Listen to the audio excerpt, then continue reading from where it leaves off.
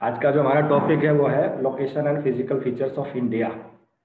मतलब भारत की स्थिति और उसके भौतिक स्वरूप क्या क्या है इसके बारे में हम मतलब चर्चा करेंगे। ये है हमारा भारत का पूरा नक्शा, आपने देखा ही होगा, फिर से आप एक बार देख लीजिए। ये क्या है? भौतिक मानचित्र है। कौन सा है? भौतिक मानचित्र है। तो ये आप मतलब अच्छी तरह से आप देख सकते हो कि जो ब्लू ब्लू कलर की जो छोटी छोटी लाइनें दिख रही हैं, ये क्या है? नदियां हैं पूरे भारत में। ये सिंधु नदी का तंत्र है, ये गंगा नदी का तंत्र है। और अगर हम इस प्रकार से यहाँ से चलें तो ये पूरा ब्रह्मपुत्र नदी का तंत्र है। ठीक है ना? और नीचे छोटी छोटी नदियां हैं, है ना? इसमें भीमा नदी है, गोदावरी नदी है, कृष्णा नदी है, तो तुंगभद्रा नदी है। तो नदियों के बारे में हम बाद में चर्चा करेंगे। आज हम चर्चा करेंगे कि इसका जो भौतिक स्वरूप है या भौगोलिक दृष्टि से भारत को किस प्रकार से, या भारत का जो भूभाग है, लेटीट्यूड और लॉन्गिट्यूड, किस प्रकार से उसको हम स्टडी कर सकते हैं। तो भौगोलिक दृष्टि से भारत का मुख्य भूभाग कितना है? 8 डिग्री से लेकर के 36 डिग्री 6 मिनट, 8 डिग्री 4 मिनट से लेकर 37 डिग्री 6 मिनट उत्तरी अक्षांश के बीच स्थित है। ठीक है ना? अब इसको कैसे हम पढ़ें? ये आपको दिख रहे होंगे, ये 36 एन लिखा हुआ है, 34 एन लिखा है, इसी प्रकार से ये 6 एन लिखा है। ठीक है ना? तो ये कहाँ से? 8 डिग्री, ये जो 8 डिग्री है, 8 डिग्री 4 मिनट। ठीक है ना? कितना है? 8 डिग्री 4 मिनट। और ये वाला जो पार्ट है, ये यहाँ से अपन इसे काउंट करते हैं भारत की सीमा को। तो 8 डिग्री 4 मिनट से कितना है? 37 डिग्री 6 मिनट तक। ठीक है ना? अगर हम इसको और ऊपर तक ले जाएं तो ये 37 डिग्री 6 मिनट तक चला जाएगा, या इसकी स्थिति है। ये कौन सी है? अक्षांशीय देशांतर पर। ये जो लाइनें हैं, इनको हम कौन सी लाइनें बोलते हैं? अक्षांशीय लाइनें। कौन सी बोल लाइनें बोलते हैं? अक्षांशीय रेखाएं। ठीक है ना? या अक्षांशीय रेखाएं, या इनको इंग्लिश में बोलते हैं लैटिट्यूड। पूर्वी देशांतर, ठीक है ना? पूर्वी देशांतर के मध्य क्या है? 68.7 डिग्री। ठीक है ना? तो ये जो 68.7 डिग्री, ये वाला पार्ट, ये यहाँ पर टच कर रहा है, ये गुजरात के पास में, ये गुजरात है। गुजरात का जो कच्छ रण है, यहाँ पर ये कितना कितने पर टच कर रहा है? 68.7 डिग्री पूर्वी देशांतर से 97.25। ठीक है ना? तो ये जो डिग्री लाइन है, ये जो आपको दिख रही होगी, ये 94 डिग्री है। 94 से 97 तक अगर अपन जाएंगे तो ये यहाँ पर मतलब लगभग कहीं पे पहुंचेगी। तो इसको बोलते हैं 97.25 है। 90 डिग्री 25 मिनट पूर्वी देशांतर के मध्य फैला हुआ है। कितना? 8 डिग्री 4 मिनट से 37 डिग्री 6 मिनट, मतलब यहाँ से 8 डिग्री, यहाँ 8 डिग्री 4 मिनट से यहाँ ऊपर 37 डिग्री 6 मिनट तक, और इधर 68.7 डिग्री से, और इधर पूर्व में कितना है? 97.25 डिग्री के मध्य फैला हुआ है। भारत का कुल जो भौगोलिक क्षेत्रफल है वो कितना है? 32,87,263 वर्ग किलोमीटर। कितना है? 32,87,263 वर्ग किलोमीटर। यानी ये पूरे भारत का जितना भी वर्ग क्षेत्रफल है वो कितना है? 32,87,263 वर्ग किलोमीटर है। कर्क रेखा इस देश को दो समान भागों में बांट देती है। ठीक है ना? कौन सी कर्क रेखा है? ये इसके मध्य से होकर गुजरती है, 23.5 डिग्री की लाइन है। अभी इसमें मतलब मैप में नहीं दिख रही है, लेकिन अगला जो मैप आएगा उसमें हम बताएंगे। जो 23.5 डिग्री जो लाइन है उसको क्या बोलते हैं? कर्क रेखा। वो क्या करती है? यहाँ से देश को दो बराबर भागों में बांट देती है। कर्क रेखा का ये उत्तरी भाग हो जाता है, कर्क रेखा का ये नीचे दक्षिणी भाग होता है। 2004 के पूर्व इसका सबसे दक्षिणी छोर इंदिरा पॉइंट के नाम से जाना जाता था। मतलब 2004 में क्या था? ये सबसे नीचे जा करके क्या था? इंदिरा पॉइंट का एक स्थान था नामक, है ना? उसमें उसको छोर को क्या बोलते थे? इंदिरा पॉइंट। 2004 में। और क्या हुआ कि 2004 में एक सुनामी आई, और सुनामी की वजह से पूरा क्षेत्र क्या हो गया? बह गया। ठीक है ना? इस वजह से पूरा मतलब सुनामी की वजह से क्या हो गया? जलमग्न हो गया, बह गया। इस वजह से वहाँ पर वो जो पॉइंट है वो कितने पूरी तरह से नष्ट हो गया। ठीक है ना? अब हम कन्याकुमारी को सबसे दक्षिणम पॉइंट बोलते हैं। देश का अक्षांशीय और देशांतरीय विस्तार लगभग 30 डिग्री है। कितना है? 30 डिग्री। यहाँ से अगर यहाँ तक हम बात करें तो कितना है? 30 डिग्री है। इधर यहाँ से भी यहाँ तक बात करें तब भी हम लगभग 30 डिग्री तक की बात करते हैं। देशांतरीय विस्तार का प्रभाव भी भारत की समय पर पड़ता है। समय की दृष्टि से हमने एक बार आपको बताया था क्लास में कि 1 डिग्री दूरी चलने पर, यानी मतलब अगर हम ये लीजिए 70 डिग्री पर अगर हम खड़े हैं, तो 70 से अगर हम 71 डिग्री तक जाएंगे तो उसमें कितना टाइम लगेगा? अपने को 4 मिनट का टाइम लगेगा। और 15 डिग्री की दूरी चलने पर कितना लगता है? 60 मिनट का टाइम लगता है। ठीक है? तो ये सब अगर हम 70 से 75 तक जाएंगे, यहाँ ये 75 है, 70 से 75 तक जाएंगे तो कितना टाइम लगेगा अपने को? 60 मिनट का टाइम लगेगा या 1 घंटे का अंतर आता है। कुछ इसके भारत के जो वो हैं तथ्य हैं, उनको हम थोड़ा सा मतलब विस्तार से पढ़ लेते हैं। सबसे पहले हमने अभी बात कर ली है कि इसकी जो भूमि है वो कितनी 8 डिग्री से 37 डिग्री तक है, और भारत का जो देशांतरी विस्तार है वो कितना 68 डिग्री से 97 डिग्री तक है। कर्क रेखा 23.5 डिग्री 30 मिनट की जो उत्तरी अक्षांश की जो रेखा है भारत को उत्तर और दक्षिण दो भागों में बांटती है। भारत का अक्षांश जो देशांतरी विस्तार कितना है? 30 डिग्री है ना। भारत का पूर्व पश्चिम विस्तार कितना है? 2933 किलोमीटर, यानी पूर्व पूर्व मतलब ये गुजरात से लेकर के यहाँ अरुणाचल प्रदेश तक का पूरा विस्तार कितना है? अगर यहाँ से अगर हम सीधी लाइन डाल दें तो कितना है? 2933 किलोमीटर है। और उत्तर से दक्षिण विस्तार कितना है? 3214 किलोमीटर। ये जम्मू कश्मीर का जो ऊपरी किनारा है, यहाँ से कन्याकुमारी तक की पूरी लाइन डाल दें तो कितना है? 3214 किलोमीटर। भारत का जो सबसे दक्षिण का जो पॉइंट है वो क्या है? कन्याकुमारी है। वो कहाँ पर पाया जाता है? कहाँ पर पाया जाता है वो? बंगाल की खाड़ी में, ठीक है ना। कहाँ पर पाया जाता है? ये यहाँ पर बंगाल की खाड़ी में यहाँ पर पाया जाता है। कौन सा है? कन्याकुमारी है। और अरब सागर और हिंद महासागर का संगम भी है, ठीक है ना। तो ये पूरी बंगाल की खाड़ी है, ये पूरा अरब सागर है, और ये वाले जो पॉइंट है यहाँ पे कन्याकुमारी पाया जाता है। यहाँ से इसको और इसको अगर मिलाएं तो ये क्या है? हिंद महासागर, सॉरी अरब अरब सागर और बंगाल की खाड़ी दोनों का क्या है? संगम है, ठीक है ना। ये अपन बोल सकते हैं कि हिंद महासागर और अरब सागर की, ये अरब सागर है और ये हिंद महासागर है, इन दोनों का पॉइंट मिलने का पॉइंट कहाँ पर है? कन्याकुमारी पर है। मुख्य भूमि की तटीय लंबाई, मतलब जो मुख्य भूमि है उसकी तटीय लंबाई, ये जो मुख्य भूमि है इसकी यहाँ से तट वाला जो पूरा पार्ट, ये यहाँ से गुजरात से लेकर के पूरा अगर हम जाएंगे यहाँ तक पश्चिम बंगाल तक, तो इसकी जो लंबाई है कितनी है? 6100 किलोमीटर, मतलब 6100 किलोमीटर है। तथा द्वीपों को मिलाकर, ये जो छोटे छोटे द्वीप है यहाँ पे अंडमान निकोबार द्वीप समूह पाया जाता है, यहाँ पे मतलब मालदीव पाया जाता है ना। तो इन सभी द्वीपों को अगर मिला लें तो उनकी कुल लंबाई कितनी हो जाती है? 7516 किलोमीटर, ठीक है ना। कितनी? तटीय लंबाई। और भारत की जो स्थल सीमा है उसकी लंबाई कितनी? 15200 किलोमीटर है, ठीक है ना। जो भारत की जो स्थलीय सीमा है, और यहाँ से गुजरात से लेकर के पूरा आपको दिख रहा होगा वाइट वाइट वाइट वाइट, ये पूरा जम्मू कश्मीर को लेकर के, तो ये उत्तराखंड, ये उत्तर प्रदेश है, उत्तर प्रदेश से ये पूरा बिहार और मणिपुर और ये मिजोरम, ये नागालैंड, ये सब अंदर इनको मिला करके पूरा जो क्षेत्र है पश्चिम बंगाल का जो क्षेत्र है, इन सबको मिला करके कितनी है? 15200 किलोमीटर, ठीक है ना। भारत का कुल क्षेत्रफल अभी अपने बताया था 32.8 लाख वर्ग किलोमीटर है। और क्षेत्रफल की दृष्टि से भारत विश्व का 7वां है, मतलब 7वां बड़ा देश है। इससे मतलब 6 बड़े देश और हैं, ठीक है ना, क्षेत्रफल की दृष्टि से। और भारत के पास विश्व का कुल क्षेत्रफल का 2.5%, कितना? 2.4% भाग है, मतलब 2.4% भाग भारत के पास है, बाकी का पूरे वर्ल्ड, है ना। पठारी प्रदेश प्रायद्वीपीय भारत कहलाता है। ये आपको दिख रहा होगा, ये तो थोड़ा सा मतलब मटमैला टाइप का जो क्षेत्र है इसको पठारी क्षेत्र बोलते हैं, और ये पठारी क्षेत्र को क्या बोलते हैं? प्रायद्वीपीय भारत। अरुणाचल प्रदेश तथा गुजरात के बीच सूर्योदय में 2 घंटे का अंतर होता है। मतलब अगर यहाँ पे ये अरुणाचल प्रदेश है, यहाँ पर अगर सूर्योदय होगा और फिर उसके बाद में यहाँ पे सूर्योदय होगा, इन दोनों के बीच में कितनी दूरी का अंतर है? 2 घंटे का अंतर है। मतलब सूरज अगर यहाँ पे चमकेगा तो 2 घंटे बाद गुजरात में जाकर के चमकेगा, ठीक है ना।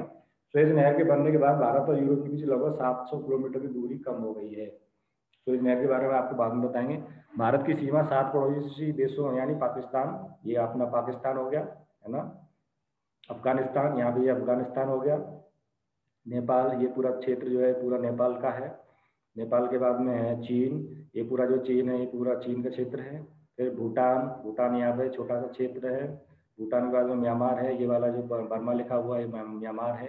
और बांग्लादेश, है ना, ये जो बांग्लादेश है पश्चिम बंगाल के पास में ये वाला जो पार्ट है ये बांग्लादेश है, ठीक है ना। तो इस प्रकार से 7 देशों को मतलब भारत के जो पड़ोसी राज्य हैं या पड़ोसी मतलब देश हैं वो कितने हैं? 7 हैं। इसमें पाकिस्तान है, अफगानिस्तान है, नेपाल है, चीन है, भूटान है, म्यांमार है और बांग्लादेश है, ठीक है ना।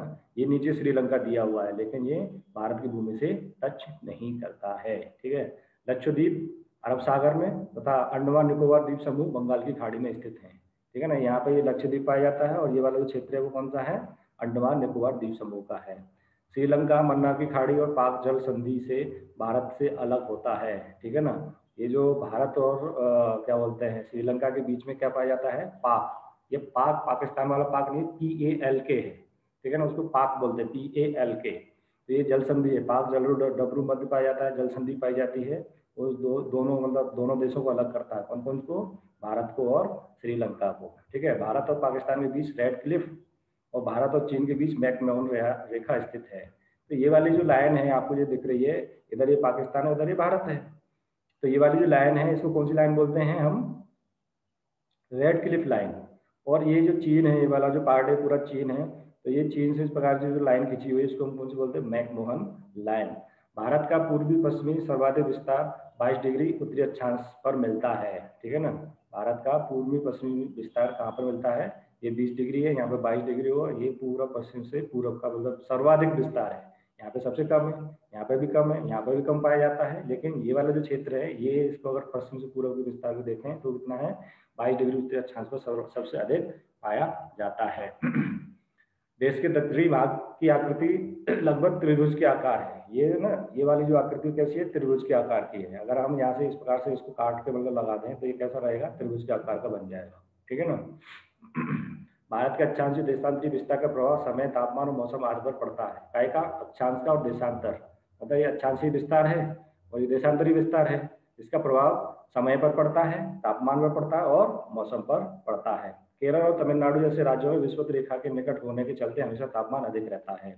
तो ये जो केरल और तमिलनाडु जो राज्य हैं, यहाँ पे 0 डिग्री की लाइन पाई जाती है, 0 डिग्री की लाइन के पास के निकट मतलब क्षेत्र हैं, इसलिए यहाँ पर क्या होता है, तापमान हमेशा अधिक होता है। विषुवत रेखा से दूर और अधिक ऊंचाई पर स्थित होने के कारण जम्मू कश्मीर का तापमान बहुत कम होता है। अगर यहाँ पे 0 डिग्री की लाइन है तो यहाँ से अगर हम जम्मू कश्मीर तक जाएं तो ये क्या हो जाता है, विषुवत रेखा से काफी दूर हो जाता है। 30 डिग्री का या 35 डिग्री का अंतर पाया जाता है। 35 डिग्री अक्षांशीय अंतर में क्या हो जाता है कि वहाँ का जो टेम्परेचर है वहाँ का कम पाया जाता है, बहुत कम पाया जाता है। और ऊंचाई हमने पढ़ा था कि ऊंचाई अधिक होने की वजह से क्या हो जाता है, टेम्परेचर में गिरावट आती है, तापमान में गिरावट आती है, ठीक है ना। देश का उत्तरी भाग शीतोष्ण क्षेत्र में पड़ता है। देश का जो उत्तरी भाग है शीतोष्ण क्षेत्र में पड़ता है और जो दक्षिणी भाग है वो उष्ण क्षेत्र में पड़ता है। अक्षांशीय दूरी बढ़ने से दिन रात की अवधि में अंतर आता है, ठीक है ना। अक्षांशीय दूरी बढ़ने के साथ में क्या होता है, दिन और रात की अवधि में अंतर आता है। केरल और तमिलनाडु सबसे छोटे और सबसे बड़े दिन 45 मिनट का अंतर होता है केरल और तमिलनाडु में, ठीक है ना। जबकि लेह में यह 5 घंटे का होता है दिन के, उसमें उसकी अवधि में अंतर आ जाता है। 22 डिग्री 30 मिनट पूर्वी देशांतर रेखा को भारत की मानक या यमोत्तर रेखा माना गया है। तो 82 डिग्री, ठीक है ना, तो 82 डिग्री लगभग ये यहाँ से ऐसे निकली है, ठीक है ना। 82 डिग्री की जो लाइन है उसको क्या बोलते हैं हम, नेशनल डेट लाइन, या भारत की मानक समय है, या भारत की डेट लाइन कितनी है, 82 डिग्री 30 मिनट। भारत तथा अन्य पड़ोसी देशों ने मिलकर 8 दिसंबर 1985 दक्षिण एशिया क्षेत्र सहयोग संगठन सार्क का निर्माण किया था। कब किया था, 8 दिसंबर 1985 को। भारत पूर्ण रूप से विषुवत रेखा से उत्तर में स्थित है, यानी जो 0 डिग्री की जो लाइन है इसको हम बोलते हैं भूमध्य रेखा, इक्वेटर बोलते हैं। इक्वेटर से पूरी तरह से कहाँ पर है, नॉर्थ में है। भारत और श्रीलंका के बीच में स्थित द्वीपीय श्रृंखला को एडम ब्रिज कहा जाता है। यहाँ पर द्वीप पाए जाते हैं छोटे छोटे, उनको क्या बोला जाता है, एडम ब्रिज बोला जाता है। अब बात करते हैं भारत का भौतिक विभाजन। ये भारत का जो संपूर्ण क्षेत्र है, उत्तर से लेकर के दक्षिण तक और पश्चिम से लेकर पूर्व तक, उसको किस प्रकार से हम मतलब उसको डिवाइड कर सकते हैं, या भौतिक दृष्टि से किस प्रकार से उसको हम क्या विभाजित कर सकते हैं।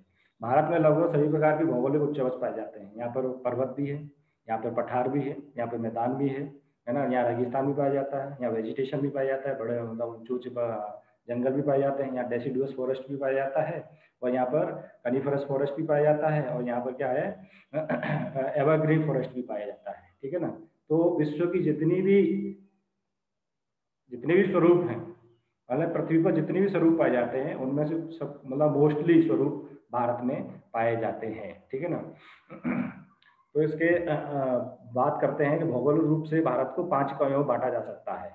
भौगोलिक रूप से भारत को 5 इकाइयों में बांटा जा सकता है। उत्तर का पर्वतीय भाग, ये जो आपको बिल्कुल व्हाइट व्हाइट दिख रहा है ना, ये जो आपको व्हाइट व्हाइट दिख रहा है ये पूरा क्या है, पर्वतीय भाग है, ठीक है ना। फिर उसके बाद में उत्तरी मैदान, ये जो आपको दिख रहा है येलो और ग्रीन, ये पूरा क्या है, उत्तरी मैदान है। दक्षिणी पठार, ये पूरा व्हाइट व्हाइट जो है इसको हम मतलब दक्षिण का पठार बोलते हैं। तटीय मैदान, ये जो है ग्रीन ये वाला पश्चिम तटीय मैदान है, और ये पूर्व तटीय मैदान है। और द्वीपीय भाग, द्वीप में ये अंडमान निकोबार द्वीप समूह आ जाता है और ये लक्षद्वीप आ जाता है।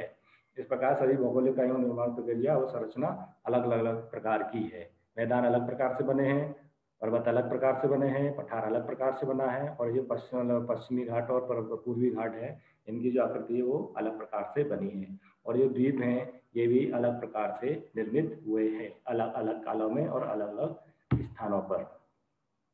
देखिए, सभी प्रकार के भौगोलिक उच्चावच पाए जाते हैं। इसका कारण भारत का बृहद विस्तार है, ठीक है ना। भौगोलिक रूप से भारत को 5वां भी माना जाता है। उत्तर का महान पर्वतीय क्षेत्र, ये देखिए पूरा जो रेड और व्हाइट दिख रहा है, ये जो रेड और व्हाइट दिख रहा है, ये क्या है, हिमालयन श्रृंखला है या हिमालय पर्वत है। इसमें लिखा हुआ है हिमालयाज, ठीक है ना। ये पूरा हिमालय क्षेत्र है। उत्तर का मैदान, ये जो गंगा का मैदान है, यहाँ पे ब्रह्मपुत्र का मैदान पाया जाता है और सिंधु नदी का मैदान है। इन सबको मिला करके इसको ये ग्रीन ग्रीन जो दिख रहा है उसको हम क्या बोलते हैं, उत्तर का मैदान। और फिर है प्रायद्वीपीय पठार, ये पूरा जो आपको मतलब डेक्कन प्लेटू जो लिखा हुआ है, ठीक है ना। ये अरावली है, ये विंध्याचल है, सतपुड़ा है, ठीक है ना। ये सब जिनको मिला करके हम क्या बोलते हैं, प्रायद्वीपीय पठार या दक्षिण का पठार। फिर उसके बाद में तटीय मैदान, अभी हमने बता दिया था, फिर से बता देते हैं। ये जो क्षेत्र है ये पूरा तटीय मैदान, ये वेस्टर्न घाट है और ये ईस्टर्न घाट है, इसको बोलते हैं तटीय मैदान। और फिर उसके बाद में आते हैं द्वीप, ठीक है ना। बात करते हैं सबसे पहले उत्तर का महान पर्वतीय भाग, ठीक है। ये क्या है, उत्तर के महान पर्वतीय भाग को दो भागों में बांटा जाता है, ट्रांस हिमालय और हिमालय। ट्रांस हिमालय और हिमालय, ठीक है ना। तो ये हिमालय से ऊपर की जो चोटियां हैं इनको ट्रांस हिमालय में बांटा जाता है। और ये पूरा ये जो दिख रहा है, यहाँ से जास्कर है, शिवालिक श्रेणियां हैं, ये जो सब पूरा का पूरा क्षेत्र है यहाँ से लेकर के यहाँ तक का, ये किसमें आता है, हिमालय में आता है।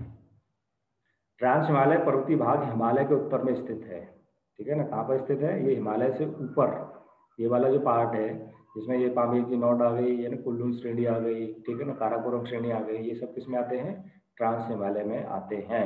इस पर्वतीय क्षेत्र की चौड़ाई कितनी है, 150 से 400 किलोमीटर के बीच पाई जाती है। यहाँ पर अगर हम बात करें तो कितनी पड़ रहा है, 150 से 400 किलोमीटर के बीच पाई जाती है।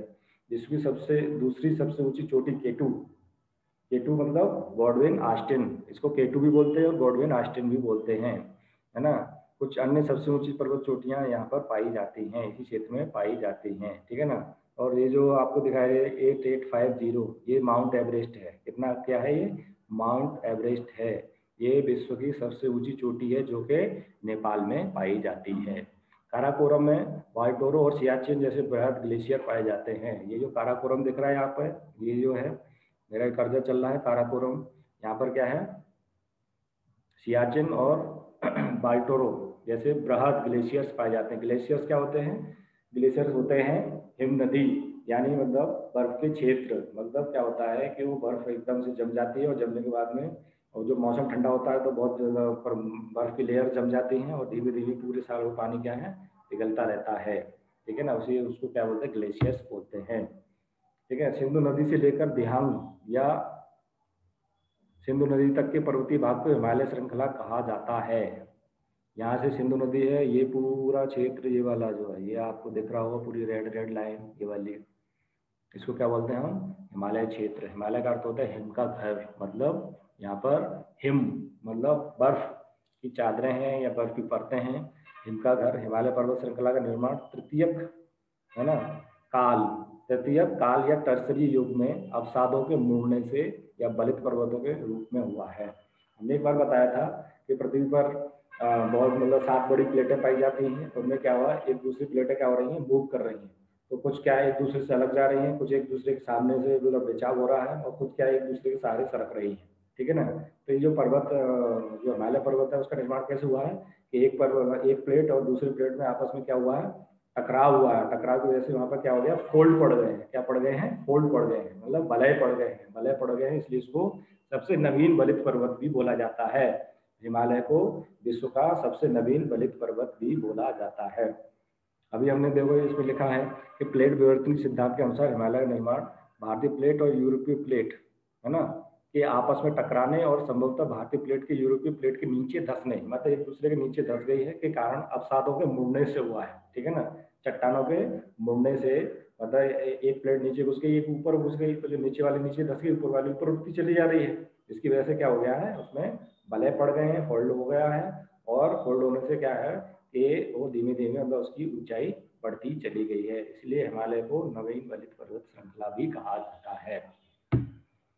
बात करते हैं कि हिमालय में उत्तर से दक्षिण 3 समांतर पर्वत श्रेणियां पाई जाती हैं। हिमालय में क्या है, उत्तर से दक्षिण तक 3 समांतर पर्वत श्रेणियां पाई जाती हैं, जिनकी ऊंचाई दक्षिण से उत्तर की ओर क्रमशः बढ़ती जाती है। दक्षिण से उत्तर की ओर अगर हम बात करें, ये मेरा कर्सर देखिए, ये वाली जो लाइन है वो सबसे मतलब कम ऊंचाई की होगी, बीच में जो है वो थोड़ी और ऊंचाई की होगी, और ये वाली जो लाइन है ये क्या है, ऊंचाई इसमें सबसे ज्यादा पाई जाएगी। ठीक है, इन श्रेणियों का नाम है बृहत हिमालय या हिमाद्री बोलते हैं, मध्य हिमालय, हिमाचल या लघु हिमालय, और शिवालिक। तो ये सबसे नीचे वाली जो लाइन जो आपको दिख रही होगी हिमालय की, इसको हम बोलते हैं शिवालिक श्रेणियां। और बीच वाली जो ब्रेक ब्रेक वाली जो दे रखी है, इसको हम बोलते हैं मध्य हिमालय या हिमाचल या लघु हिमालय। और जो सबसे ऊपर वाली जो है, ये वाली जो लाइन है, इसको हम क्या बोलते हैं, बृहत हिमालय यानी हिमाद्री। ठीक है, अब हिमालय की सबसे उत्तर श्रेणी को बृहत हिमालय हिमाद्री के नाम से जाना जाता है। अभी हमने बात की, ये वाली जो लाइन आपको दिख रही है ना, तो इसमें क्या है, ये हिमालय की सबसे ऊंची श्रेणी है, मतलब सबसे ज़्यादा ऊंचाई यहीं पर पाई जाती है, जिसकी औसत ऊंचाई कितनी है, 600 मीटर, सॉरी 6000 मीटर है। औसत ऊंचाई कितनी है, 6000 मीटर है। इसी श्रेणी में भारत की सर्वोच्च चोटी कंचनजंगा सिक्किम में स्थित है, और इसी श्रेणी में नेपाल में विश्व की सबसे ऊंची चोटी एवरेस्ट है ना, इसी श्रेणी में स्थित है। देखो ये एवरेस्ट पर्वत लिखा हुआ है, ये नेपाल में पाया जाता है, और यहाँ पर सिक्किम में कंचनजंगा, यही इसी के पास, एवरेस्ट के पास में है कंचनजंगा, इसको K2 भी बोलते हैं। कंचनजंगा क्या है, भारत की सबसे ऊंची चोटी है, और एवरेस्ट क्या है, विश्व की सबसे ऊंची चोटी है। ठीक है ना, और ये कहाँ पाया जाता है, बृहद हिमालय में ही पाया जाता है।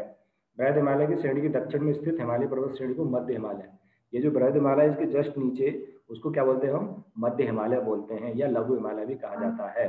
इसकी औसत ऊंचाई कितनी है, 4000 से 4500 मीटर। डलहौजी, शिमला, धर्मशाला, मसूरी जैसे पर्वतीय पर्यटक स्थल इसी श्रेणी में आते हैं। तो ये डलहौजी, शिमला, धर्मशाला, मसूरी, ये वाले जो क्षेत्र हैं, इसी क्षेत्र में यहाँ पर ही पाए जाते हैं।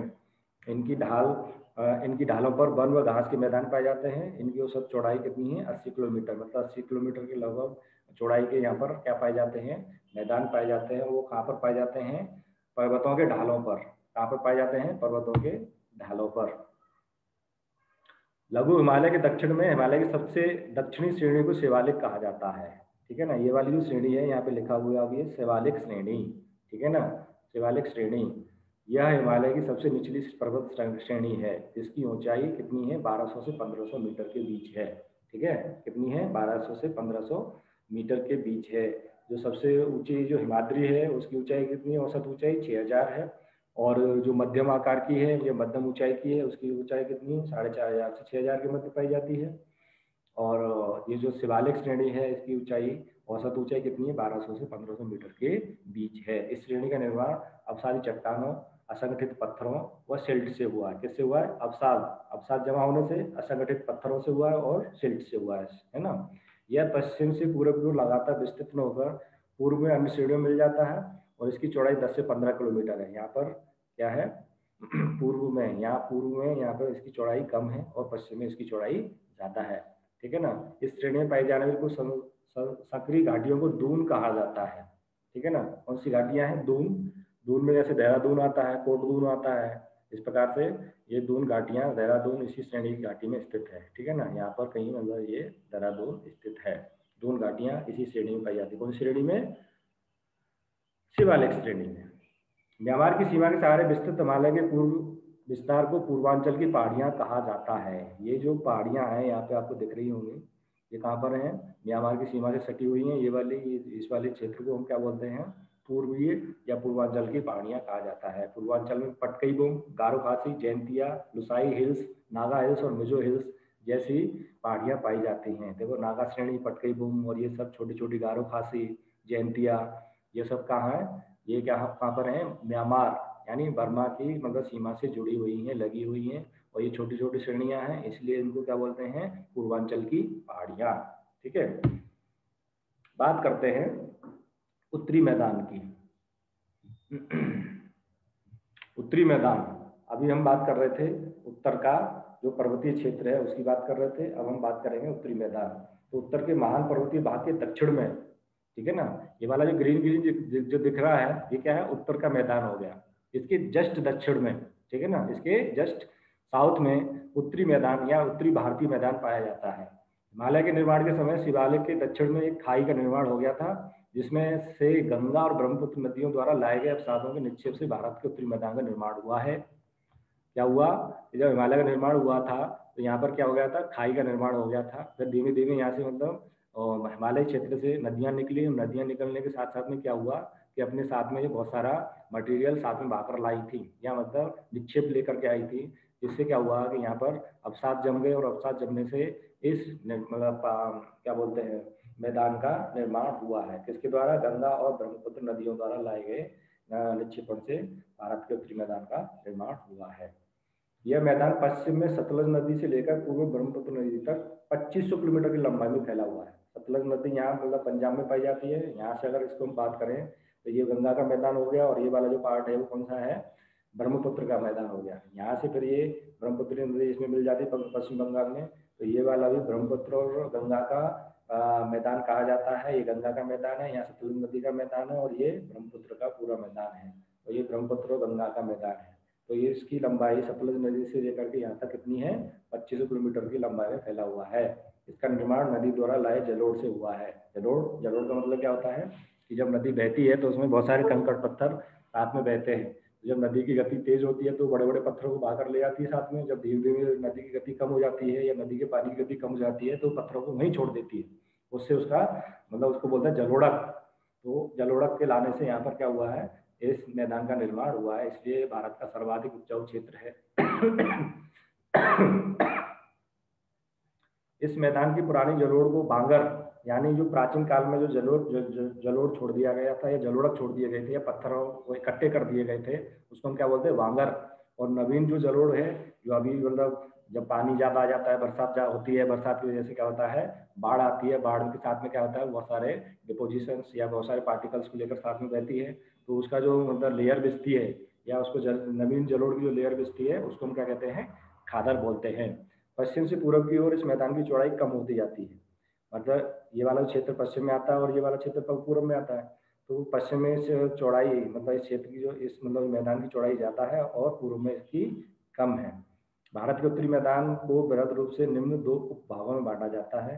पहला है गंगा का मैदान और दूसरा है ब्रह्मपुत्र का मैदान। तो ये वाला जो यहाँ पे गंगास लिखा हुआ है, ठीक है, गैंग्स लिखा हुआ है, यमुनास लिखा हुआ है, ठीक है ना, यहाँ पे सतलज नदी है, इस वाले पार्ट को हम बोलते हैं गंगा का मैदान, और इधर जो ब्रह्मपुत्र नदी वाला जो मैदान है इसको हम बोलते हैं ब्रह्मपुत्र का मैदान, इसलिए इसको दो भागों में बांटा जाता है। बात करते हैं प्रायद्वीपीय पठार, इसकी चर्चा हम कल करेंगे। आज यहीं तक अपन समाप्त करते हैं। अगर आपको